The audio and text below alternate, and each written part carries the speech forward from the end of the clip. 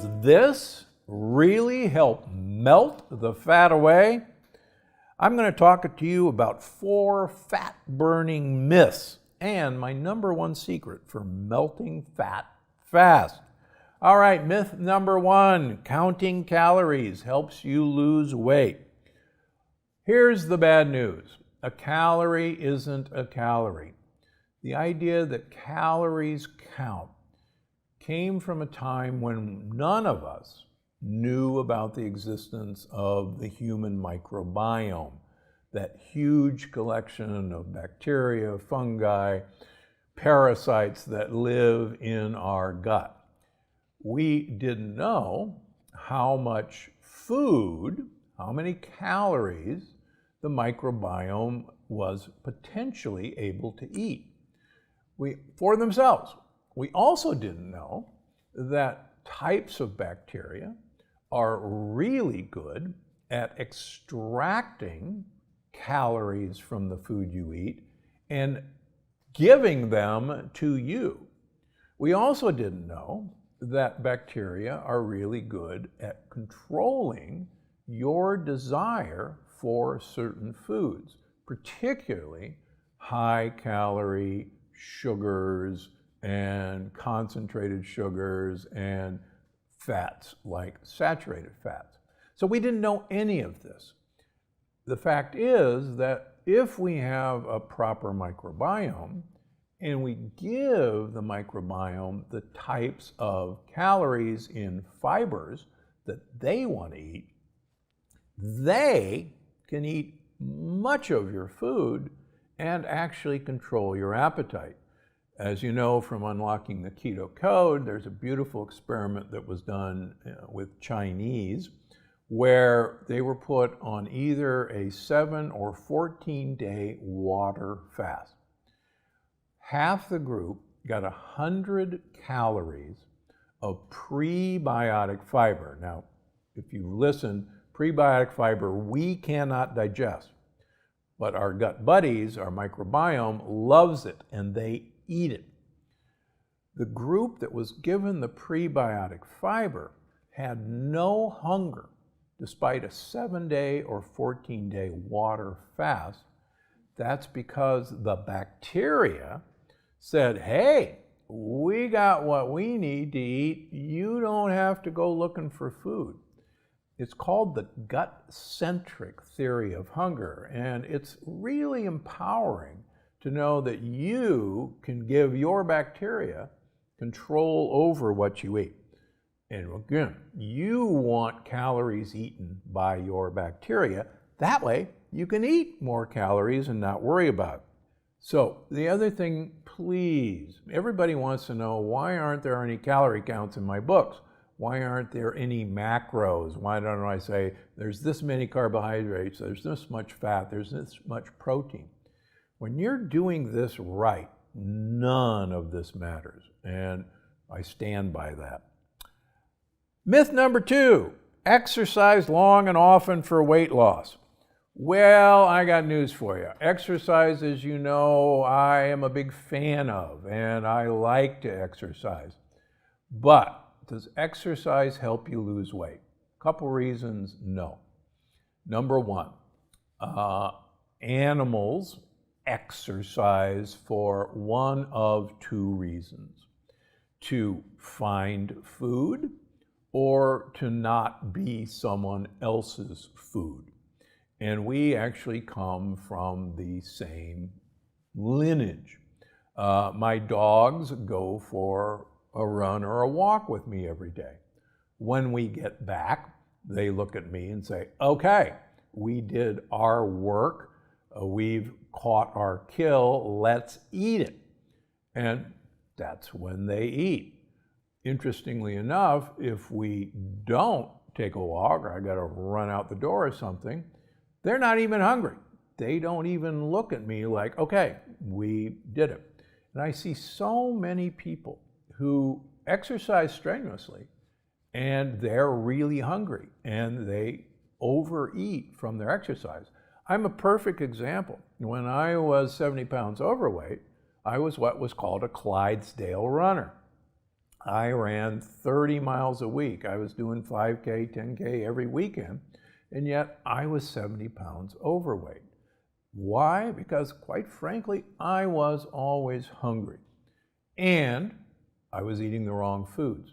When I stopped that and actually reduced my exercise program, that's when I really started to lose weight and keep the pounds off. Now, I was in a study years ago. People have looked at people who have had sustained weight loss over a period of time, long period of time.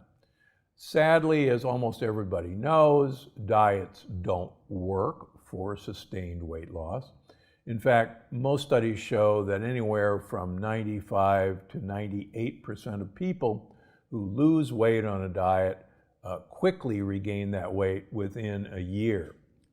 Now, long-term successful weight loss, it turns out that the difference between the long-term successful weight loss folks and the people who couldn't keep it off was the long-term people had an exercise program that they could stick with.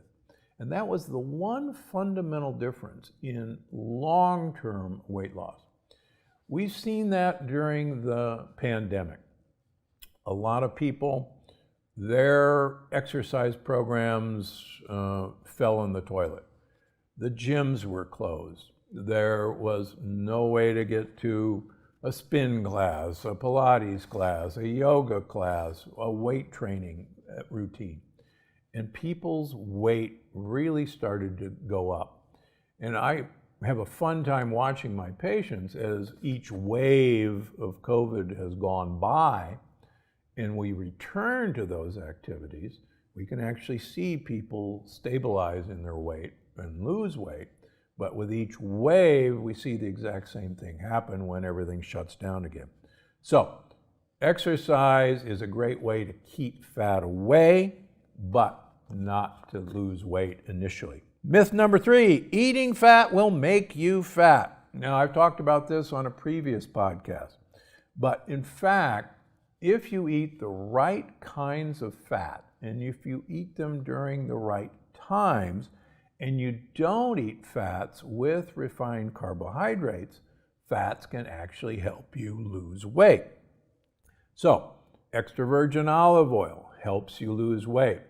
Very good studies comparing two groups of people where one group got extra virgin olive oil, the other group didn't. The group that got the olive oil lost 2 to 3 kilograms more than the group that didn't get it. As I talked about in Unlocking the Keto Code, you can take people with extra virgin olive oil as their standard, change them over to MCT oil in the same amount, and MCT oil, medium chain triglycerides, gave an additional 2 to 3 kilogram weight loss compared to what was experienced with extra virgin olive oil. So here's a great trick that I talked about in Unlocking the Keto Code. Take your olive oil, mix in some MCT oil, it's flavorless, and then use your dressing, apple cider vinegar, balsamic vinegar, any vinegar, and use that on your dressing, on your salads. Gradually build up the amount of MCT oil, so it's about half and half olive oil, and watch what happens. So fats don't necessarily make you fat. 1 avocado a day is shown in human clinical trials to make you lose weight. Part of the reason is that avocados have a lot of fiber that your gut buddies love, and they'll take care of you. Final myth, being in ketosis 24/7 is the best way to melt fat. The problem is we were never designed to be in ketosis 24/7. Can you imagine our ancestors who were trying to stay in ketosis like so many people claim we were, and we killed a buffalo? Can you imagine we'd say, oh my gosh, I should really only eat 4 ounces of that buffalo because I'm trying to maintain ketosis? Of course not. We would eat our full. We would try to fill up with as much and restore fat. The studies in animals and in humans show that 24/7 ketosis is really one of the worst ways to improve your health. And because of lack of time, check out Unlocking the Keto Code and find out why. That's all for today, because I'm Dr. Gundry and I'm always looking out for you. I hope you enjoyed this episode of the Dr. Gundry podcast. Make sure to check out the next one here. And one of the reasons we are getting sicker and sicker and sicker in this country and fatter is our year-round availability of fruit,